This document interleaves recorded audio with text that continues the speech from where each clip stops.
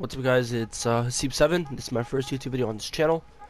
Um, Before I start it, I just want to mention I'm sick as shit, so bear with me. But the fundamentals and everything is still, easy to comprehend. So if you follow through, you don't really need my whole voice. So basically, I don't have the best team compared to all the other pros. I don't have like the budget they have to get these Ronaldos and these superstars. I just grinded 12k FIFA points through draft, and I've accumulated this team. So this is the team basically. And at left mid, I haven't decided who I want to play, but I think it'll be Bale. So what we're gonna do is put a random ass player in. I pretend it's Bale. So in this case, Kolarov can be Bale, right? And basically what we're gonna do is I'll show you the custom tactics. So I have 4 formations I want to show you guys, and these are the 4 ones that work best for me personally. The first one is the 4-2-3-1 balanced. This is a formation if I'm winning the game and I need to close it out and basically keep the ball, hug the sideline, not give my opponent the ball. Again, width for the fence pretty standard. You don't want it too high, too low, so it's pretty balanced. It's not rocket science. My depth is one below the balanced one, just because if I'm trailing, I want to keep the ball and I want to defend, or sorry, if I'm winning, but I don't want my depth too low to the point where it opens room for my opponent keeping possession, and it opens room for long shots. Long shots force rebounds, and you get the point. Offensive style, I'll always use balance just because it isn't really necessary to change it. But again, it's personal preference. Balance works for me and a lot of other people that I know, so I think balance is the wave. Your attacking width mine's a little bit above balance just because I want both. But in the 4-2-3-1, your width is really important. You get that get more variety in attack in the final third.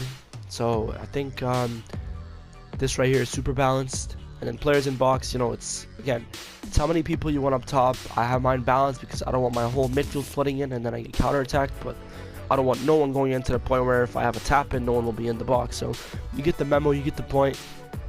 As for corners and free kicks, I have them set on 2. You know how bad corners and headers are in this game, and I just pass all mine short. Now, as for the instructions, it's pretty self-explanatory. I have stay back while attacking on my fullbacks and my CDMs with cover center, and then my wide cams in this formation I have on comeback, my 2 wide cams, my central cam on balanced, and my striker on getting behind. Pretty self-explanatory. And then my second formation is what I start from get-go.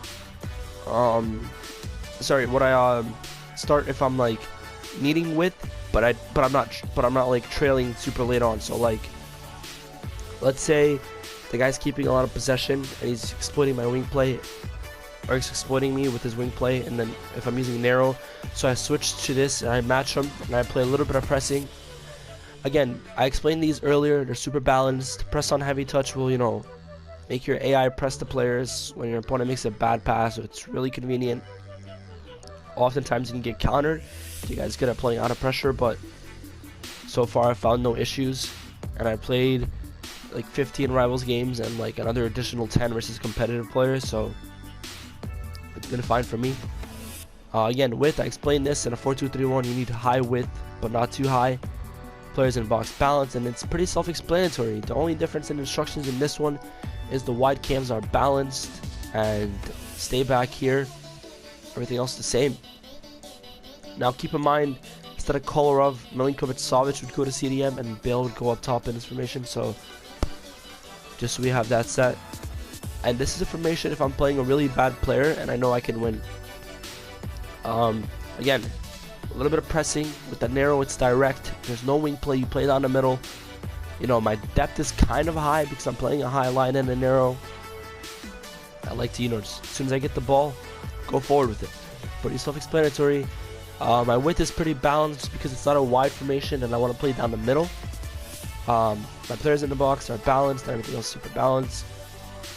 As for my instructions, I have stay back while attacking on my fullbacks, stay back on the CDM, cover center, and then on the 2 center mids they're balanced and cover center. And then the cam, stay forward and get in behind. Now this is information where it's reluctant on 1-2, so as soon as you get the ball to your cam, you want to spam the 1-2s with your striker and cam. Essentially, to get past the back 4, it's a counter-attack formation, so you won't see much of possession, but I think it's a really good formation, to be honest. And in this case, keep in mind, for me, Bill would be at center mid instead of Kolarov. So it'd be Bill here, just so we have that set. And in this information, if I'm losing around the 70th, 75th minute, I can't create shit. You know, it's all guns blazing. You know, I'm trailing. I don't rock constant pressure because I just turn on team press 2, so it kind of helps. And I don't think it's needed. So I'm running this high depth. You know, high depth means the higher your defense is up the pitch. So, you know, your center backs and CDMs will be higher than they typically are. So instead of CDMs, your center back might be closer, or your CDMs might be closer to cam, and vice versa. Your center backs and fullbacks will be closer to where your CDMs are meant to be typically. So yeah, my width is balanced too on this formation. And then as for my attacking width on offense, I have this on balance because I have 2 strikers and 2 wide cams in a 4-2-2, and I have this set to max just because, you know, if I'm losing, I want everyone up. And here are the instructions, pretty self-explanatory. You know, stay back, cover center on the 2 CDMs, wide cams on balance, and then get in behind on my 2 strikers. So yeah, these are the custom tactics and formations that I think work best this FIFA, just because you need more options, and this is what I've been rocking, and it's been working pretty well for me. The ball is a beast, by the way. If you need a cheap striker, he's really good. It's all from division rivals, and maybe an additional 7 games against like competitive, really good players that haven't counted just because they don't count on the record this year. But I can assure you, he's really good. Highly recommend. Give him an answer. Same thing for Mertens. You lead forward. But yeah, that's basically the tactics and instructions video. Tomorrow I might drop a defending tutorial just because the defending in this FIFA is really flawed. You actually don't need to tackle.